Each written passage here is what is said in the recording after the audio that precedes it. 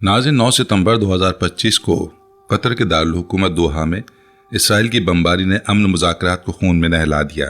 कहा जाता है कि यह हमला महज हमास पर नहीं बल्कि एक बड़े मंसूबे का हिस्सा है जिसे ग्रेटर इसराइल मंसूबा कहा जाता है। मशरिक़ वस्ता के नक्शे को बदलने की इस कोशिश ने दुनिया को एक बार फिर इस नुक्ते पर ला खड़ा किया है जहां हदीस में बताई गई क़यामत की निशानियों का आगाज़ दिखाई देता है। दरियाए फ़रात के खुश्क होने और फितनों की फैलने की पेशगोई आज हकीकत का रूप धार रही है। बिस्मिल्लाहिर्रहमानिर्रहीम। अस्सलामु अलैकुम रहमतुल्लाहि व बरकातुहू। नाज़रीन, दरिया फ़रात का तज़किरा नबी करीम सल्लल्लाहु अलैहि वसल्लम की अहादीस में बतौर एक बड़ी निशानी बारहा आया है। एक ऐसी पेशगोई जिसमें बताया गया कि इस दरिया के खुश्क होने के बाद एक अजीम फितना बर्पा होगा। उस वक्त एक ऐसी लड़ाई सामने आएगी जिसमें इंसानों की बड़ी तादाद मारी जाएगी, यहाँ तक कि हर 100 में से 99 लोग कत्ल हो जाएंगे और सिर्फ एक ही बच सकेगा। आज की इस नशिस्त में हम उन्हीं पेशगोइयों पर रोशनी डालेंगे और देखेंगे कि जदीद साइंस इस सिलसिले में क्या कहती है। दरिया फ़रात के करीब हालिया अरसे में कई अजीब व गरीब दरियाफ्तें हुईं। कुछ मकामात से पुरअसरार आवाज़ें आती सुनाई देती हैं जो साइंसदानों के नज़दीक तहकीक तलब हैं। इन दरियाफ्तों ने लोगों को हैरत में डाल दिया है और बज़ाहिर ये सब उस पेशगोई से जुड़ा हुआ दिखाई देता है जिसका जिक्र अहादीस मुबारका में मिलता है। दरिया फ़रात अपनी इब्तिदा अरारात पहाड़ की बर्फपोश चोटियों से करता है। यही वो मकाम है जहाँ हज़रत नूह अलैहिस्सलाम की कश्ती तूफ़ान के बाद आकर खड़ी थी। ये चोटी सतह समंदर से तकरीबन 16,856 फीट बुलंद है। इस पहाड़ी सिलसिले के किनारे से फ़रात निकलता है और यही खित्ता सदियों से इंसानी तहजीब का मरकज़ रहा है। यरूशलेम को फतह करने वाले बख्त नसर बादशाह का ताल्लुक भी इसी खित्ते से था और उसने यहूदियों को यहाँ गुलाम बनाकर आबाद किया। इसी सरजमीन के किनारे पर तहजीब बाबल फली फूली जिसके आसार आज भी मिलते हैं। नबी करीम सल्लल्लाहु अलैहि वसल्लम ने इरशाद फरमाया कि क़यामत उस वक्त तक कायम ना होगी जब तक फ़रात खुश्क ना हो जाए और इसके नीचे से सोने का एक पहाड़ ज़ाहिर ना हो। लोग उस खजाने पर झगड़ेंगे और ऐसी खूनरेज जंग छिड़ जाएगी कि हर 100 में से 99 लोग मारे जाएंगे और सिर्फ एक ही बचेगा। इस मौके पर रसूलुल्लाह सल्लल्लाहु अलैहि वसल्लम ने उम्मत को तंबीह फरमाई कि जो शख्स इस लड़ाई में शरीक होगा वो जहन्नुम में दाखिल होगा। ये सोना अल्लाह की तरफ से एक आजमाइश होगी क्योंकि इसकी कीमत दुनिया की हर कौम और हर ताकत के लिए बेहद कीमती होगी, मगर असल कामयाबी उनके लिए होगी जो इस आजमाइश से बचेंगे और अपने आप को इस जंग में शरीक होने से महफूज रखेंगे। नाज़रीन, अगर हम दरिया फ़रात को गौर से देखें तो ये सिर्फ एक दरिया नहीं बल्कि मज़ाहिब दुनिया में एक मुक़द्दस और ख़ास मकाम रखता है। यही वजह है कि कुरान मजीद, अहादीस नबवी और ईसाइयों की किताब बाइबल तीनों में इसका जिक्र मिलता है। अहादीस में आया है कि फ़रात खुश्क होगा और इसके नीचे से सोने का ख़जाना बरामद होगा। उस खजाने की खातिर दुनिया की बड़ी ताकतें और मुख्तलिफ कौमें आपस में उलझ जाएंगी। माहिरीन का कहना है कि हालिया चंद दहाइयों में दरिया की सतह तेजी से गिर रही है।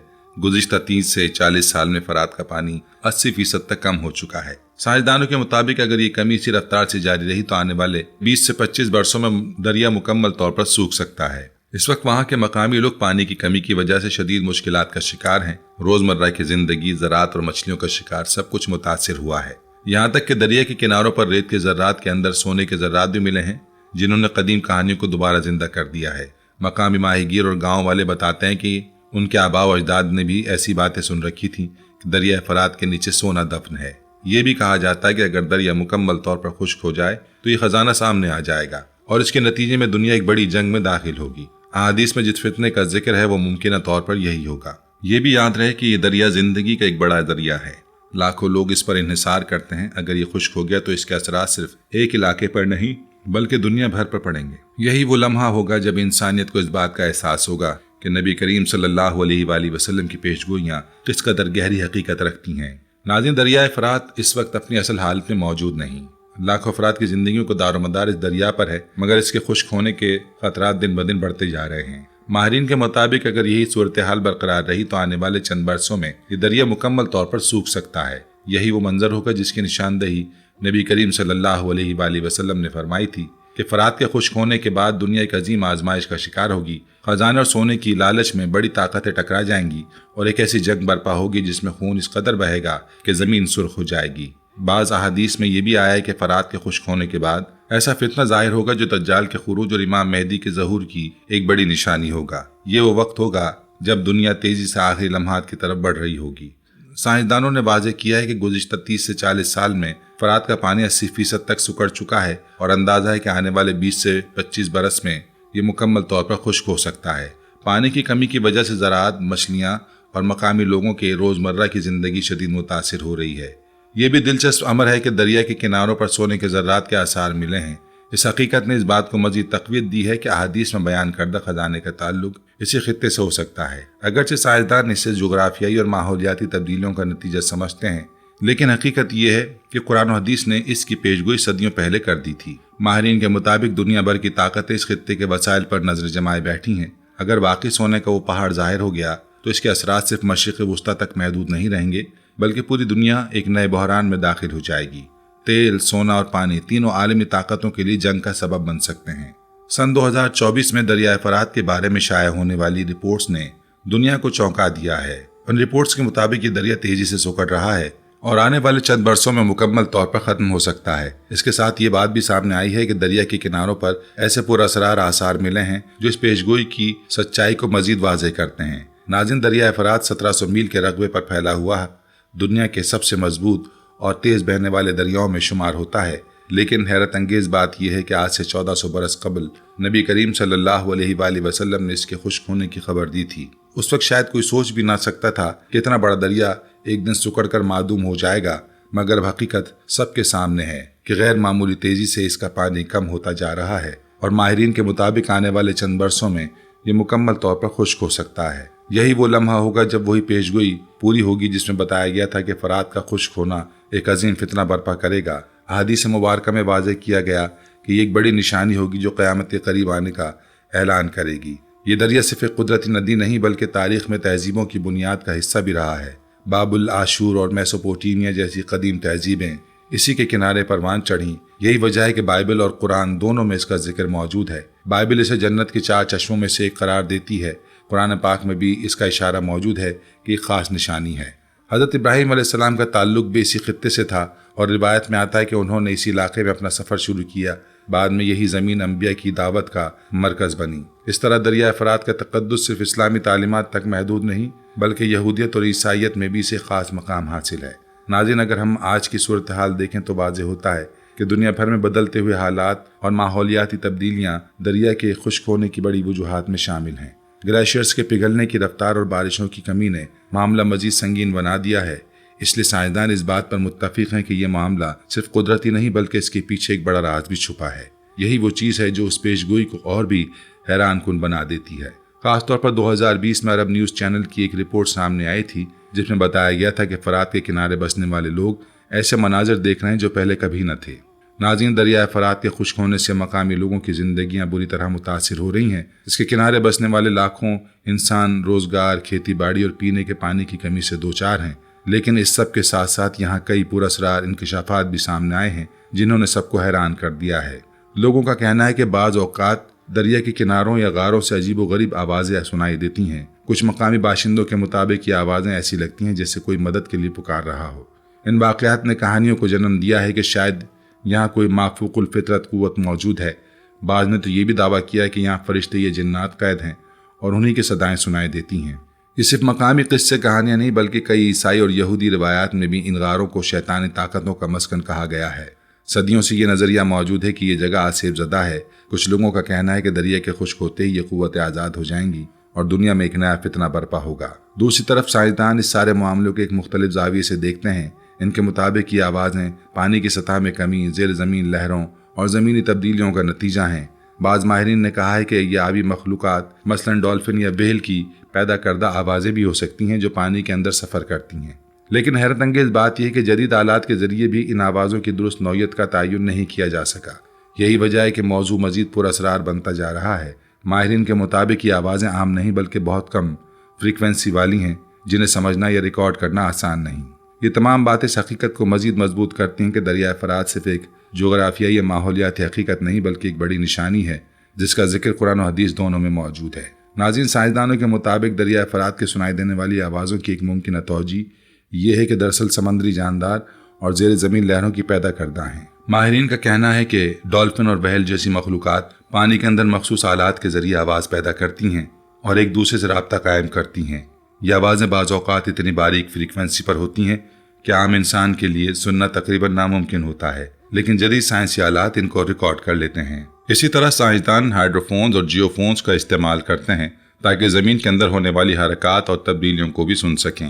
یہ آلات اس قابل ہیں کہ وہ زمین کی گہرائی میں ہونے والی ہلکی سی ہلچل تک کو ریکارڈ کر سکیں۔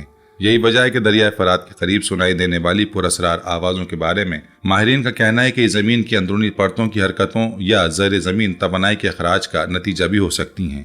ماہرین نے یہ بھی واضح کیا ہے کہ ابھی تک سائنس کے پاس ان آوازوں کی مکمل وضاحت موجود نہیں۔ بعض اوقات یہ آوازیں ریکارڈ ہو جاتی ہیں لیکن ان کی اصل نوعیت کا تعین نہیں ہوتا۔ یہی وجہ ہے کہ ان پر تحقیق مزید پیچیدہ ہو جاتی ہے۔ کچھ سائنسدان یہ بھی کہتے ہیں کہ یہ محض سائنسی نہیں بلکہ سماجی اور مذہبی پہلو بھی رکھتی ہیں، کیونکہ مختلف تہذیبوں اور مذاہب میں ان کا ذکر پایا جاتا ہے۔ یہاں تک کہ بعض ماہرین نے یہ رائے دی ہے کہ دریائے فرات کے قریب سنائی دینے والی آوازوں کا تعلق کسی غیر معمولی مظہر سے بھی ہو سکتا ہے۔ ان کے مطابق یہ یا تو کسی بڑے فطری راز کا حصہ ہیں یا پھر وہی نشانی ہے جس کا ذکر احادیث اور الہامی کتابوں میں ملتا ہے۔ ناظرین، اس سب کے باوجود ایک حقیقت سب پر عیاں ہے کہ دریائے فرات تیزی سے سکڑ رہا ہے، اور یہ خشک سالی صرف ماحول یا سائنس کا مسئلہ نہیں بلکہ ایک بڑی روحانی اور تاریخی نشانی بھی ہے۔ اس کے اثرات مستقبل میں صرف ایک علاقے تک محدود نہیں رہیں گے بلکہ پوری دنیا کو اپنی لپیٹ میں لے سکتے ہیں۔ ناظرین، دریائے فرات کے قریب موجود غاروں اور کھائیوں کے بارے میں صدیوں سے طرح طرح کی باتیں مشہور ہیں۔ کچھ لوگ دعویٰ کرتے ہیں کہ یہ جگہیں شیاطین کا مسکن ہے اور وہاں سے جو آوازیں آتی ہیں وہ دراصل فرشتوں کی قید یا شیطانی قوتوں کی پکار ہیں۔ اس نظریے نے عوام میں خوف اور پر اسراریت کو مزید بڑھا دیا ہے، مگر ایک بات طے ہے کہ یہ ساری حقیقت اللہ تعالیٰ کے علم میں ہے۔ مسلمان ہونے کے ناطے ہمارا عقیدہ یہی ہے کہ دنیا میں کوئی طاقت اللہ کی اجازت کے بغیر کام نہیں کر سکتی۔ اگر ان آوازوں کا کوئی تعلق ہے تو بھی محض ایک آزمائش ہوگی۔ نبی کریم صلی اللہ علیہ وآلہ وسلم نے ہمیں واضح طور پر آگاہ کر دیا تھا کہ دریائے فرات کے خشک ہونے کے بعد ایک فتنہ برپا ہوگا اور اس میں ایک ایسی جنگ ہوگی جس میں خون بے دریغ بہے گا۔ تاریخی حوالے بھی اس بات کو مزید تقویت دیتے ہیں۔ مثلا یہی دریا شام کے علاقے سے گزرتا ہے جہاں حضرت ابراہیم علیہ السلام کو نمرود نے آگ میں ڈالنے پر منجنیق سے پھینکا تھا۔ یہ وہی جگہ ہے جہاں آگ ٹھنڈی اور سلامتی والی بنا دی گئی۔ آج بھی وہاں دو ستون کھڑے ہیں جو اس تاریخی واقعے کی یاد دلاتے ہیں۔ اسی طرح جرابلس شہر کے قریب سے گزرنے والا یہی دریا اسلامی تاریخ کے کئی اہم واقعات کا گواہ ہے۔ میدان دابق اور میدان اعماق جیسی جگہیں اسی خطے میں ہیں جن کا ذکر احادیث میں بھی آیا ہے۔ روایات ہے کہ مستقبل میں ایک عظیم جنگ جسے ملحمہ کبریٰ کہا جاتا ہے اس خطے میں ہوگی۔ اس جنگ میں روم یعنی یورپی طاقتیں 80 جھنڈے لے کر آئیں گی اور ہر جھنڈے کے نیچے ہزاروں فوجی ہوں گے۔ یہ وہ منظر ہے جس کی پیشگوئی رسول اللہ صلی اللہ علیہ وآلہ وسلم نے فرمائی تھی۔ یہی دریائے فرات کربلا کے واقعے کا بھی گواہ ہے جہاں حضرت امام حسین علیہ السلام اور ان کے ساتھیوں نے اپنی جانوں کی قربانی دی۔ اسی دریا کے کنارے خون کی ایک لازوال داستان رقم ہوئی۔ فرات نے نہ صرف ان کے خون کو دیکھا بلکہ تاریخ اسلام میں سے ہمیشہ امر کر دیا۔ ناظرین، یہ سب طاقتیں اس بات کو ظاہر کرتی ہیں کہ دریائے فرات محض ایک دریا نہیں بلکہ ایک تاریخی اور روحانی علامت ہے۔ اس کے کنارے ہونے والے ہر واقعے نے دنیا پر گہرا اثر چھوڑا ہے اور آئندہ بھی اس کی اہمیت برقرار رہے گی۔ ناظرین، یہی دریائے فرات وہ خطہ ہے جہاں سے حضرت ابراہیم علیہ السلام نے اپنے سفر کی ابتدا کی تھی۔ مکہ مکرمہ میں خانہ کعبہ کی بنیاد رکھنے کے بعد جب آپ سیدنا اسماعیل علیہ السلام کو ساتھ لے کر آئے تو یہ مقدس سرزمین آپ کی رہائش اور انبیاء کی دعوت کا مرکز بنی۔ اسی خطے کو بعد میں الخلیل کہا گیا اور آج بھی یہودی اور عیسائی سے اپنے عقائد میں خاص مقام دیتے ہیں۔ اس علاقے کو تاریخ میں عظیم جنگوں کا مرکز بھی کہا جاتا ہے۔ قادسیہ کی مشہور جنگ جس میں حضرت عمر فاروق رضی اللہ عنہ کے دور میں ایرانی سلطنت کو شکست ہوئی دریائے فرات کے قریب ہی لڑی گئی۔ یہی نہیں بلکہ بعد کے ادوار میں بھی یہ خطہ مسلسل کشمکش اور طاقت کی رسہ کشیوں کا شکار رہا ہے۔ یہی دریا انگریزوں کے دور میں بھی مرکز بنا جب پہلی جنگ عظیم کے بعد برطانیہ اور اتحادی افواج نے یہاں قبضہ کیا۔ اسی وقت تیل کے بڑے ذخائر بھی دریافت ہوئے۔ اندازہ ہے کہ یہاں تقریباً 140 ارب بیرل تیل موجود ہے جو دنیا کے سب سے بڑے ذخائر میں شمار ہوتا ہے۔ یہی وجہ ہے کہ عالمی طاقتوں کی نظریں ہمیشہ اس خطے پر جمی رہیں۔ رسول اللہ صلی اللہ علیہ وآلہ وسلم نے بھی اس جانب اشارہ فرمایا کہ ایک وقت آئے گا جب فرات سونے کا پہاڑ ظاہر کرے گا اور لوگ اس پر جھگڑیں گے۔ آپ نے سختی سے تنبیہ فرمائی کہ جو کوئی اس خزانے میں شریک ہوگا وہ ہلاک ہو جائے گا۔ احادیث میں اس جنگ کا لفظ الفتن کی کتابوں میں بھی آیا ہے۔ حضرت جابر بن عبداللہ رضی اللہ عنہ روایت کرتے ہیں کہ رسول اکرم صلی اللہ علیہ وآلہ وسلم نے فرمایا، جب عراق اور شام میں پابندی لگے گی، جب فارس والوں کو روکا جائے گا اور پھر رومیوں یعنی اہل مغرب سے معاہدہ ہوگا تو یہ سب بڑی جنگ کا آغاز ہوگا۔ یہ جنگ صرف ایک علاقائی تنازع نہیں بلکہ ایک عالمی مارکہ ہوگا جس میں اہل روم یعنی یورپ کے 80 جھنڈے اکٹھے ہوں گے اور ہر جھنڈے کے نیچے ہزاروں فوجی ہوں گے۔ اسی کو ملحمہ کبریٰ کہا گیا ہے۔ یہ ساری پیشگوئیاں اس بات کی نشاندہی کرتی ہیں کہ دریائے فرات کا تعلق صرف پانی یا زراعت تک محدود نہیں بلکہ یہ تاریخ کے سب سے بڑے واقعات کا گواہ بھی ہے۔ اس کے کناروں پر جو کچھ پیش آیا اور جو کچھ آنے والا ہے وہ دنیا کے مستقبل کو براہ راست متاثر کرے گا۔ ناظرین، 11 ستمبر 2001 کو اس واقعے کے بعد دنیا کی سیاست کا منظرنامہ تبدیل ہو گیا۔ امریکہ اور برطانیہ نے اس واقعے کو بنیاد بنا کر عراق پر حملے کا فیصلہ کیا۔ مارچ 2003 میں عراق پر چڑھائی کی گئی اور اس وقت صدام حسین کی حکومت کے خلاف ایک بھرپور فوجی آپریشن شروع ہوا۔ لاکھوں عراقی شہری جنگ کا شکار ہوئے۔ دارالحکومت بغداد کھنڈرات میں بدل گیا اور تیل کے وسیع ذخائر پر قبضے کے لیے بڑی طاقتوں نے اپنی چالیں چلیں۔ امریکی فوجیوں نے بغداد میں داخل ہو کر صدام حسین کی حکومت کا خاتمہ کر دیا۔ اس کے بعد عراقی خانہ جنگی دہشت گردی اور لاقانونیت کا مرکز بن گیا۔ القاعدہ اور دوسری تنظیموں نے اپنی جڑیں مضبوط کیں اور شہری زندگی مفلوج ہو گئی۔ 2006 میں ابو مصعب الزرقاوی کے مارے جانے کے بعد بھی عراق میں بدامنی کم نہ ہوئی۔ 2007 تک صورتحال مزید پیچیدہ ہو گئی۔ مختلف دھڑے اور گروہ آپس میں ٹکرانے لگے۔ امریکی افواج نے اپنی بھرپور موجودگی کے باوجود امن قائم نہ کر سکی۔ بالآخر 2008 میں ایک معاہدے کے تحت امریکی فوجیوں نے انخلا کا اعلان کیا اور دسمبر 2011 میں آخری امریکی فوجی بھی عراق سے واپس چلے گئے۔ مگر حقیقت یہ کہ امریکہ کے جانے کے بعد عراق میں سکون قائم نہ ہوا۔ 2013 میں داعش کے نام سے ایک نئی شدت پسند تنظیم سامنے آ گئی۔ ابتدا میں اس نے موصل اور رمادی جیسے بڑے شہروں پر قبضہ کر کے دنیا کو حیران کر دیا۔ جون 2014 میں داعش نے خلافت کے قیام کا اعلان کیا اور دریائے فرات کے کنارے اپنے قدم جما لیے۔ اس کے بعد مشرق وسطی ایک بار پھر میدان جنگ بن گیا۔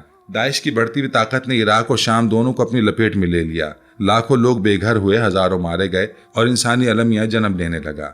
یہی وہ وقت تھا جب عالمی طاقتیں ایک بار پھر اس خطے پر توجہ دینے پر مجبور ہوئیں۔ امریکہ اور اس کے اتحادیوں نے داعش کے خلاف کارروائیاں شروع کیں، مگر تب تک اس کی تنظیم نے وسیع رقبے پر اپنی حکومت قائم کر لی تھی۔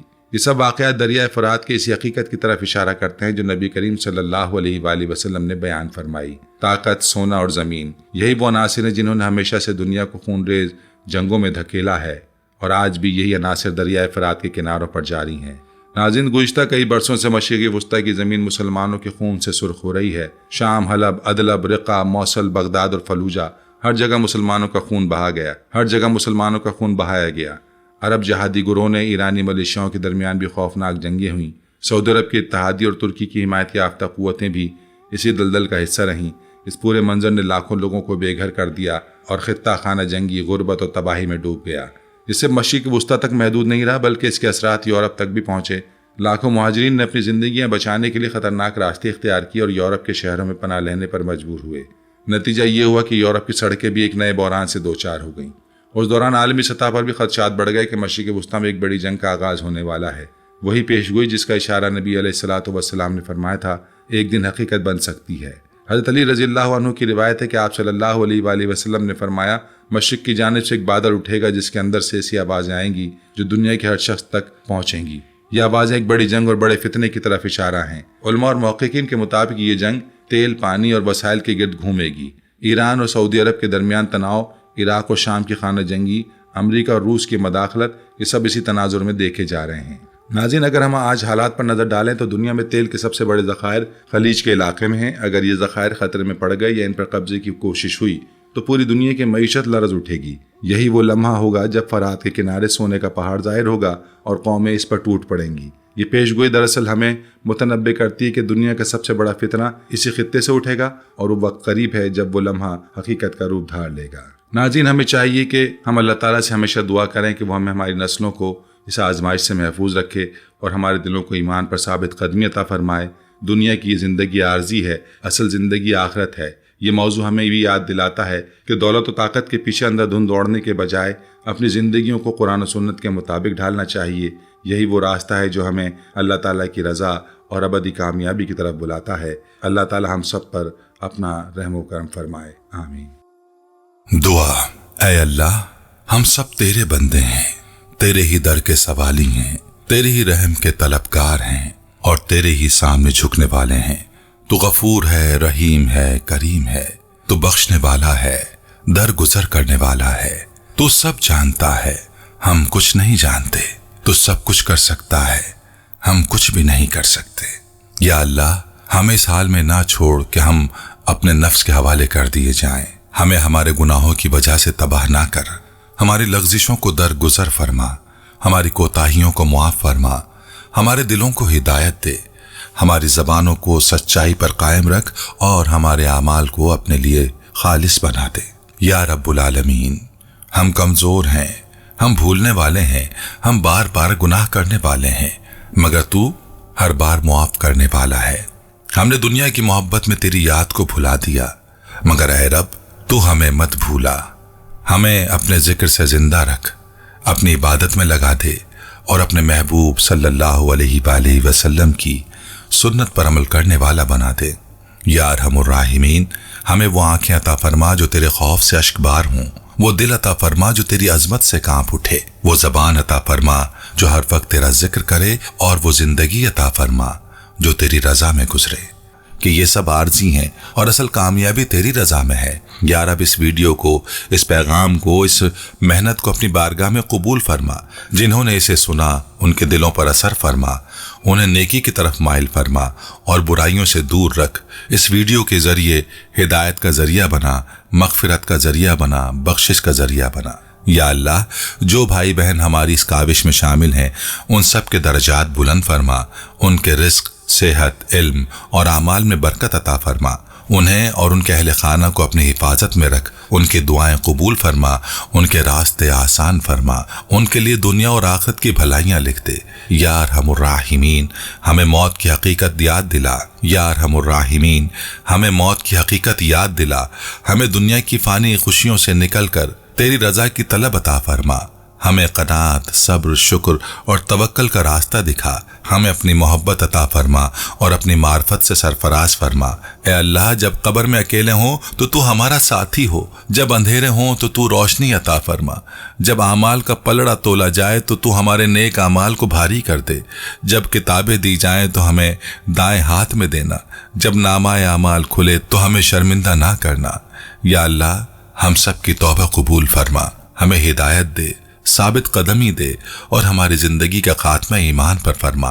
اے اللہ، تو ہمارے دلوں کو سیدھا کر دے، ہمارے راستوں کو درست کر دے، ہماری نیتوں کو پاک کر دے اور ہمیں صرف اور صرف تیرے لیے جینے اور مرنے کی توفیق دے۔ ربنا تقبل منا انک انت السمیع العلیم وتب علینا انک انت التواب الرحیم۔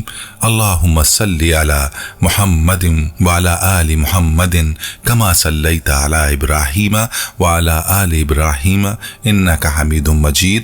اللہم بارک علی محمد وعلی آل محمد کما بارکت علی ابراہیم وعلی آل ابراہیم انک حمید مجید۔